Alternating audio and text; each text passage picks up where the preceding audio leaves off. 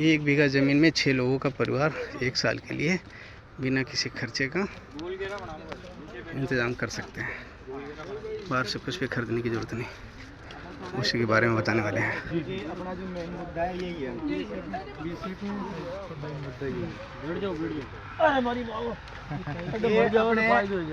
पोषण वाटिका है।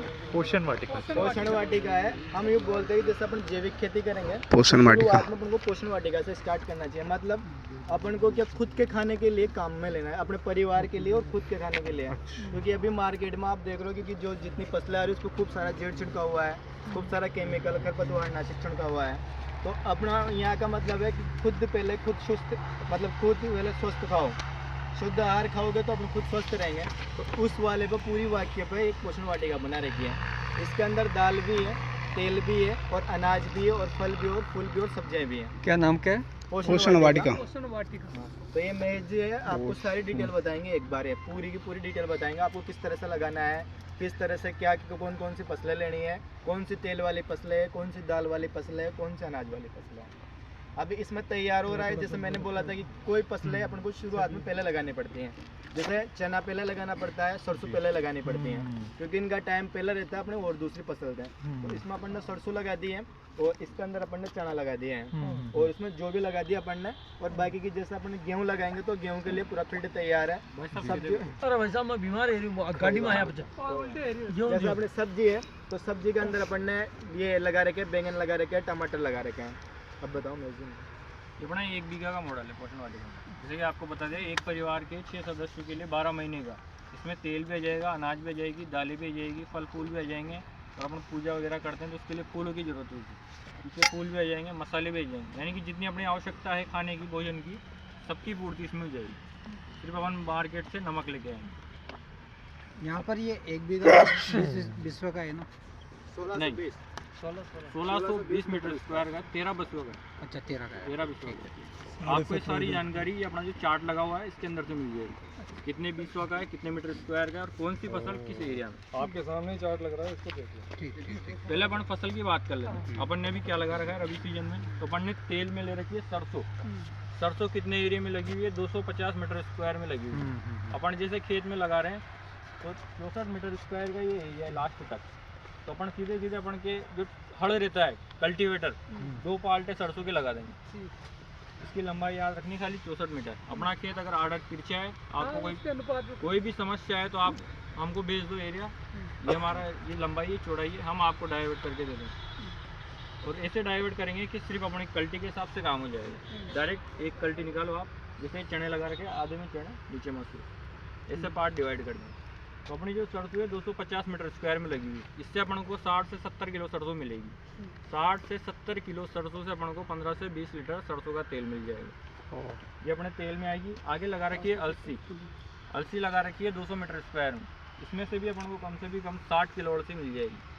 तो उससे अपन को कम से भी कम 15 लीटर तेल आराम से मिल जाएगा।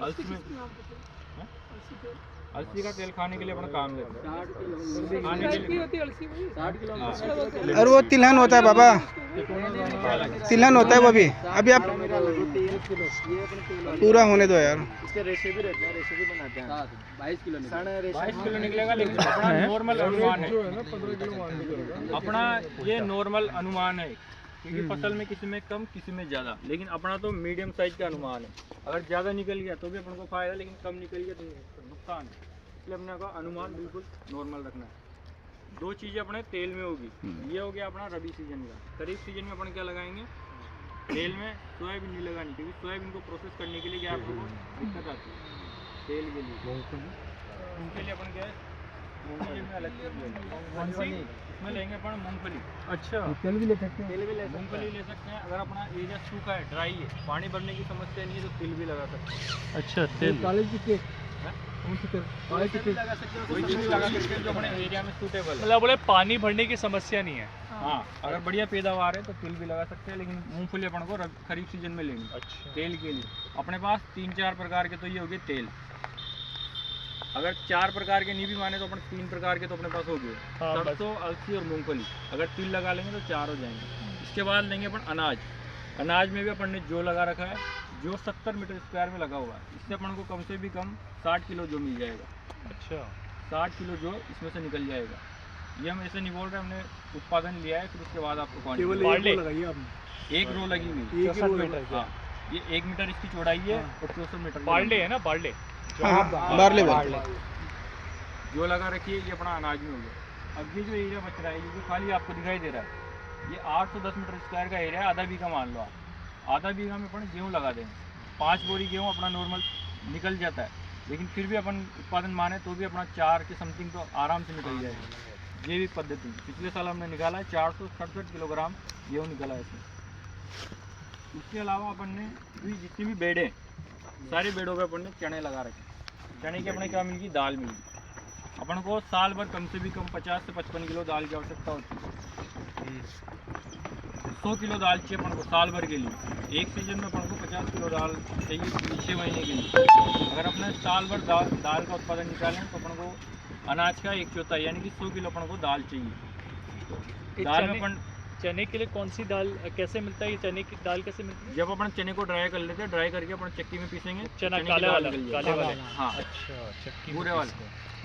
तो ये चने अपन ने लगा रखे 100 मीटर स्क्वायर में। इससे 30 से 35 किलो चने मिल जाएंगे अपन को। नीचे लगी हुई आपको दिखाई देगी, बीच में बेड है इसमें। बेड के नीचे लगी हुई अपने मसूर। तो कम से भी कम अपने पास 10 से 15 किलो से मसूर अपन को मिल जाएगी। उसके अलावा बेड़ों पे भी अपन ने चने लगा रखे हैं, तो 15-20 किलो से भी मिल जाएंगे। अपने पास दाल होगी 50 किलो, 2 तरह की। इसके अलावा अपन ने जो सामने आपको बाउंड्री दिखाई दे रही है, इस पर अरड़ भी लगा रखी है, तो 2-5 किलो दाल वहाँ से भी मिल जाएगी। तो 3 तरह की दाल तो ये होगी अपने पास। अब जो खरीफ सीजन आता है, उसमें हमने लगाई थी मूंग और उड़द, तो 2 तरह की दाल वो होगी। 3 और 2 5 तरह की अपने पास दालें होगी 12 महीने के लिए। अच्छा इसके अलावा उस सीजन में अपन ने अनाज में लगाए थे, नीचे रागी थी, बीच में सावा था। सावा अपने पास सावा निकला है अपने को 1.5 कुंटल के समथिंग सावा मिला है। कितने एरिया में सावा था आधा बीघा से 3 एरिया डिवाइड किए थे हमने, यानी कि 300-400 मीटर स्क्वायर का एरिया मान लो आप सावा का।